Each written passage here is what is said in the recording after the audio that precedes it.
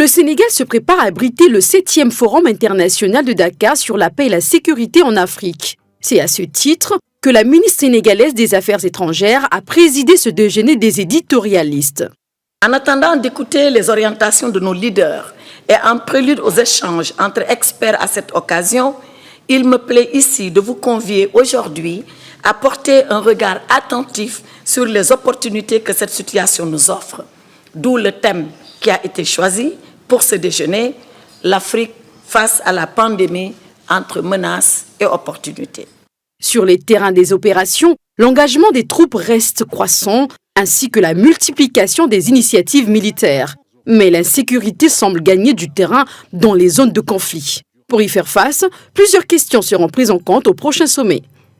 Le problème de la force africaine en attente, ce n'est pas un problème de capacité. Je pense que l'Afrique a suffisamment de ressources humaines de qualité pour mettre en place une force africaine capable de défendre, en tout cas d'agir sur le continent africain. Mais la question cruciale qu'on n'a pas encore réglée, c'est la question des ressources. Et ça, le Forum de Dakar a consacré un atelier à cette question. Et je pense qu'avec l'apport des experts, avec l'évaluation de ce qui a été fait jusque-là, on va aller vers quelque chose, une nouvelle piste. Selon le directeur régional du Timbuktu Institute de Dakar, il est temps pour les dirigeants africains d'adopter de nouvelles stratégies. Objectif, mieux s'attaquer aux causes profondes des conflits et de l'extrémisme violent sur le continent. Je pense qu'il faudrait être dans cette double approche, de ne pas négliger le militaire pour gérer les urgences sécuritaires récurrentes, mais aussi de ne pas négliger toute la dimension préventive. Au niveau de l'inclusion socio-économique des jeunes, lutter contre les marginalisations de certaines régions, etc.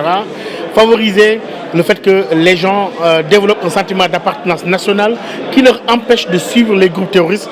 La crise sanitaire interroge aujourd'hui les capacités des États africains à faire face à un contexte marqué par une superposition de risques et de menaces. Ce qui explique d'ailleurs l'importance de la 7e édition du Forum international de Dakar sur la paix et la sécurité, prévue en décembre prochain.